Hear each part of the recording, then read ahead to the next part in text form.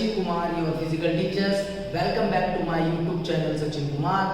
आज मैं आप लोगों के लिए 11th क्लास की फिजिकल एजुकेशन के 3rd चैप्टर की क्लास लेके आया हूँ।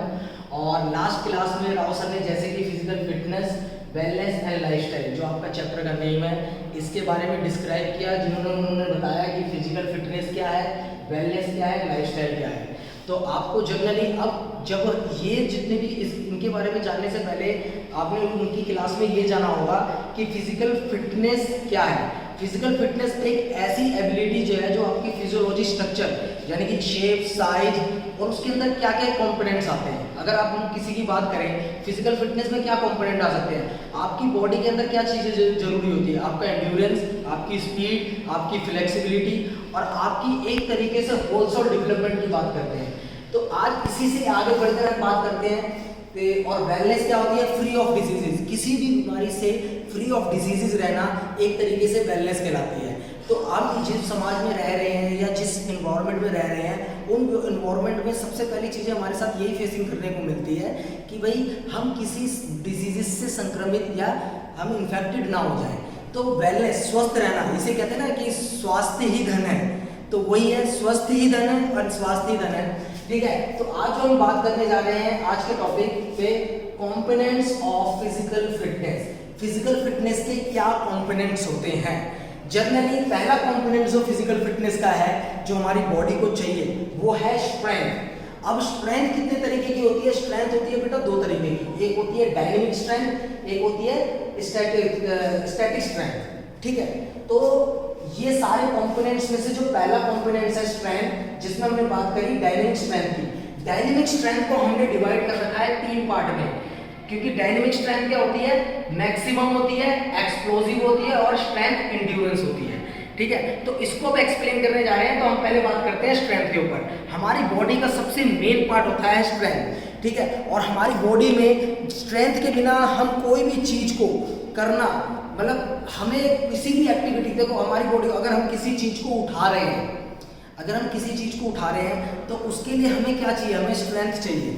ठीक है, जाहिर सी बात है एंड्योरेंस चाहिए, लेकिन ये डिवाइडेड है। हमें एंड्योरेंस किस चीज के लिए चाहिए और स्ट्रेंथ किस चीज के लिए चाहिए, ये कॉन्सेप्ट समझना बहुत जरूरी है। गेम्स में इस कंसेप्ट को बहुत ही इजीली समझा जा सकता है। जैसे कि वेट लिफ्टिंग। ठीक है, वेट लिफ्टिंग एक ऐसी गेम है जिसमें हमें स्ट्रेंथ की चीजें चाहिए होती है, तो वो पार्ट आपका जो कंपोनेंट स्ट्रेंथ का है वो इसी रिलेटेड है। तो हम बात करते हैं strength the ability of the muscles overcome of resistance. ये क्या करता है, रेजिस्टेंस ऑफ मसल्स को ओवरकम्स करता है। ठीक है, it is the major component of physical fitness. ये एक बहुत ही मेजर कंपोनेंट्स माना जाता है फिजिकल फिटनेस का। अब हम बात करते हैं डायनेमिक स्ट्रेंथ की। Dynamic strength is the also called to isotonic और isotonic strength because it is the related of movement. Isotonic strength क्या है, ये आइसोटोनिक स्ट्रेंथ होती है जो मूवमेंट से रिलेटेड होती है। यानी कि आप कुछ भी ऐसा कार्य कर रहे हो जैसे वेट लिफ्टिंग, जिसमें आपकी मूवमेंट का कॉन्सेप्ट रेजिस्टेंस काम करता है, तो वो आपकी डायनेमिक स्ट्रेंथ में आता है। इसके साथ साथ हम बात करते हैं कि अब मैक्सिमम स्ट्रेंथ क्या है। ठीक है, डायनेमिक स्ट्रेंथ में मैक्सिमम क्या है, जैसे कि हम गेम्स चूज करते हैं, जैसे कि like a shot put, hammer throw, discus throw, weight lifting. तो उसमें हमें क्या होती है, उसमें हमें एक ही दम से सारी पावर चाहिए होती है। अगर हम शॉट पुट ले रहे हैं, शॉट पुट को हम थ्रो कर रहे हैं, तो उसमें हमें पूरी मैक्सिमम स्ट्रेंथ की जरूरत होती है। तो उसे हम कहते हैं डायनेमिक स्ट्रेंथ के अंदर मैक्सिमम स्ट्रेंथ, क्योंकि वहां पर रेजिस्टेंस वैल्यू ज्यादा होता है। दूसरी चीज होता है explosive strength. Explosive strength is the ability of, generally हम बात करें जैसे कि स्प्रिंट रेस कर रहे हैं। अब ये देखो, इसमें आते हैं, हम कर रहे हैं स्प्रिंट रेस। स्प्रिंट रेस में हमें क्या होता है, on a mark, get set, go. तो उसमें हमें 100 मीटर में, शॉर्ट डिस्टेंस रेस में एक्सप्लोसिव स्ट्रेंथ की जरूरत पड़ती है। तो वो बात करती है एक्सप्लोसिव स्ट्रेंथ। अब आते हैं स्ट्रेंथ एंड्योरेंस। ये होता है एंड्योरेंस से। एंड्योरेंस कैसे बनता है, एंड्योरेंस का मतलब होता है इस तरीके से ताकत। वो आपका किस तरीके से आ सकता है, वो आपका आ सकता है जनरली तभी, जैसे कि long distance race, long distance race हो गई या लॉन्ग साइकिलिंग हो गई, या ठीक है ये रोविंग हो गई। ये जितनी भी गेम्स होती हैं जिसमें हमें एंड्योरेंस की जरूरत पड़ती है, फुटबॉल वगैरह सारी गेम इनमें हमें एंड्योरेंस की जरूरत पड़ती है, तो उसको हम कहते हैं स्ट्रेंथ एंड्योरेंस। अब बात आते हैं नेक्स्ट टॉपिक पे, जिस टॉपिक का नाम है speed. Speed it is the main part of physical fitness components का सबसे मेन पार्ट है स्पीड हम किस तरीके से बना सकते हैं? अगर हम स्पीड को डिस्क्राइब करें, the speed may be defined the abilities और capacity in the individual perform of the movement of the some pattern faster rate. हम क्या करते हैं कि भाई हम किसी भी स्पीड को, हम अपनी एबिलिटीज को बढ़ाना चाहते हैं फास्टर रेट पर, तो हम उसको किस तरीके से बढ़ा सकते हैं? उसको हम बढ़ाने के तरीके क्या होते हैं? भाई हमारी बॉडी में हम क्या करते हैं, हम कोई भी न्यूट्रिशन लेते हैं तो वो हमारी बॉडी के अंदर इनहेल होता है, तो उससे हमें एनर्जी मिलती है। तो वो एनर्जी किसके रूप में मिलती है? फाइबर्स के रूप में मिलती है, ठीक है। और एक तरीके से फाइबर के रूप में मिल रही है, न्यूट्रिशन के रूप में मिल रही है। तो हम उसका कहाँ यूज हो रहा है हमारी बॉडी में स्पीड के रूप में, तो हम उसको देखते हैं। इसके साथ साथ अगर हम बात करें तो स्पीड की अगर बात करें कि भाई हम कोई भी गेम को खेलें, ठीक है, हमें उसमें स्पीड का बड़ा रोल है। जैसे कि फुटबॉल हो गया, ठीक है, हैंडबॉल हो गया, ऐसे रनिंग इवेंट्स होते हैं, बहुत सारी गेम, रग्बी हो गई, तो हमें उसमें स्पीड की बहुत जरूरत होती है। और स्पीड को गेन करने के लिए आपके 3 फैक्टर काम करते हैं। आपका न्यूट्रिशन काम करेगा, आपका सेक्टर काम करेगा, ठीक है, तो वो सारी की सारी चीजें आपकी स्पीड में आती है। आज बात, फिर उसके बाद हम आते हैं एंड्योरेंस पे। एंड्योरेंस का मतलब होता है ताकत। अब ताकत क्या है? Endurance is the other components of physical fitness, speed, strength. ये एक अलग से कंपोनेंट है, स्पीड और फिटनेस से रिलेटेड अलग ही इसको देखा जाता है। हमें 2 तरीके की एंड्योरेंस होती है, एक होती है शॉर्ट टर्म एंड्योरेंस, एक होती है long term endurance. Short term endurance क्या होती है वो आपको थोड़ा पता होना चाहिए।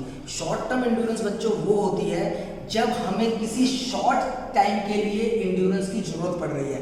लाइक अगर हम बात करें, short term endurance the needed of sports whether in the action of movement only for short duration, यानी कि कम ड्यूरेशन के लिए हम किसी मूवमेंट को कर रहे हैं। तो वो कौन कौन सी हो सकती है? जैसे कि हॉकी, ठीक है, फुटबॉल, ठीक है, रेसलिंग। उसमें क्या होता है? Short term endurance. इसमें क्या होता है? आपने जैसे हॉकी खेली, तो हॉकी में आप भागते तो नहीं रहोगे 24 घंटे, आप भाग तो नहीं रहे हो, ठीक है, तो उसमें क्या, उसमें उस समय में भी आपको काम चल जाता है, ठीक है। तो आप लगातार नहीं भाग रहे क्योंकि आपको रिलैक्स मिल रहा है, फिर आप उसके लिए शॉर्ट टर्म एंड्योरेंस बनाने की जरूरत पड़ती है। लॉन्ग टर्म एंड्योरेंस यानी कि लंबे समय तक आपको एंड्योरेंस की जरूरत पड़ेगी। तो उसके लिए अगर हम बात करें, long term endurance is the needed to sports whenever is the action of movement is the for of longer duration. ये बात कर रहे हैं ना कि लॉन्गर ड्यूरेशन के लिए अगर हम बात करें फॉर लेस इंटेंस के लिए, तो in the long distance races, जैसे कि लंबी दूरी की रेसेस, लंबी दूरी की कोई चीजें करना, ठीक है, तो ये सारी चीजें लॉन्ग डिस्टेंस एंड्योरेंस में चाहिए। तो उसके लिए एंड्योरेंस का मतलब होता है कि आपकी सहन शक्ति को कैसे बढ़ाया जाए। हिंदी में अगर हम एंड्योरेंस की एक्सप्लेन करें तो हम अपनी सहन शक्ति को कैसे बढ़ाएं। तो एंड्योरेंस की क्या होती है? 2 टाइप की होती है, short term endurance and long term endurance. Now let's talk about the last point is flexibility. Flexibility जो होती है वो बेसिकली 2 पार्ट में दी गई है, passive flexibility and active flexibility. तो फ्लेक्सिबिलिटी क्या होती है? Flexibility is related to your body, ठीक है, आप अपनी बॉडी को कितना फ्लेक्सिबल बना रहे हो। सो जाहिर सी बात है, जो बच्चे जिनके अंदर BMI इंडेक्स अच्छा होता है, जो फिजिकली फिट रहते हैं, ठीक है, लाइक ए गर्ल के अंदर फ्लेक्सिबिलिटी लेवल ज़्यादा होता है और बॉयज़ के अंदर स्ट्रेंथ लेवल ज़्यादा होता है फ्लेक्सिबिलिटी के अकॉर्डिंग। तो हमारे अगर हम कहें कि गर्ल्स जो होती हैं वो मोर फ्लेक्सिबल होती है अकॉर्डिंग टू बॉयज़, ठीक है। तो फ्लेक्सिबिलिटी का क्या हो गया? Flexibility is the necessary component of physical fitness. Flexibility is the range of movement to joints. ये क्या कह रहा है? एक range of movement of joints की बात कर रहा है, यानी कि आप अपनी बॉडी को कितना रेंज ऑफ मूवमेंट कर सकते हो। तो इसके साथ साथ 2 तरीके की फ्लेक्सिबिलिटी हो गई। This is the ability for the carry out movement to greater distance with the external help called passive flexibility, ठीक है। और दूसरी बात कर रहे हैं अब एक्टिव फ्लेक्सिबिलिटी, यानी कि किसी भी एक्शन से रिलेटेड। तो एक्टिव फ्लेक्सिबिलिटी क्या होती है? Active flexibility is the ability to carry movement in the longer distance without external help. मतलब हम किसी की हेल्प के बिना लंबी चीज तक उसको कर रहे हैं, ठीक है, तो उसको हम कहते हैं, ये 2 तरीके की होती है। वैसे तो बेसिकली इसके भी तो पार्ट दे रहे हैं एक्टिव, ये भी 2 तरीके की होती है, जिसको कहते हैं स्टैटिक फ्लेक्सिबिलिटी, स्टैटिक्स, और दूसरा है dynamic flexibility. The static flexibility uses to required to sports person whenever is the remain to static position while diving हो गया, सिटिंग हो गया, साइकिलिंग हो गया, ये सारी स्टैटिक्स फ्लेक्सिबिलिटी में आती है। Dynamic flexibility is the needed to carry out the movement carry out the movement to greater distance when is the individual of motions. ठीक है, सो फिर both in the types of flexibility the external of general individual sports person के बारे में। तो हमने ये बताया फ्लेक्सिबिलिटी क्या है, दो तरीके की है, पैसिव फ्लेक्सिबिलिटी, एक्टिव फ्लेक्सिबिलिटी में दो पार्ट आते हैं। ठीक है, पहला पार्ट है स्टैटिक फ्लेक्सिबिलिटी, दूसरा है डायनामिक फ्लेक्सिबिलिटी। अब ये आज का लास्ट पॉइंट है, इसको हम कहते हैं कोऑर्डिनेटिव एबिलिटीज। कोऑर्डिनेटिव एबिलिटीज क्या है? हाँ, कोऑर्डिनेटिव एबिलिटीज वो एबिलिटीज होती है जिसमें हम किसी भी प्रॉपर फंक्शन करते हैं ऐसी टीम के साथ जिसके साथ हम कोऑर्डिनेशन बनाते हैं। जैसे कि आपने केरल्स के अंदर देखी होगी रोइंग की कंपटीशन होते हैं, उसमें हमें कोऑर्डिनेट यानी कि सबका एक साथ कोऑर्डिनेशन हो रहा है, प्रॉपर एक साथ कोऑर्डिनेशन चल रहा है, तो यही कोऑर्डिनेटिव एबिलिटीज की बात होती है। तो बच्चों बाकी के इस चैप्टर से रिलेटेड जो हम ऑनलाइन क्लासेस में लेंगे उसमें से अच्छा सा डिस्क्राइब करेंगे। आपको अगर ये वीडियो अच्छी लगी हो, पसंद आई हो, तो प्लीज़ इस चैनल को लाइक, सब्सक्राइब एंड शेयर कीजिए। और बच्चों ऑनलाइन क्लासेस के अंदर अगर आपकी कोई भी क्वेरीज है तो उसको आप जरूर पूछें। Thank you.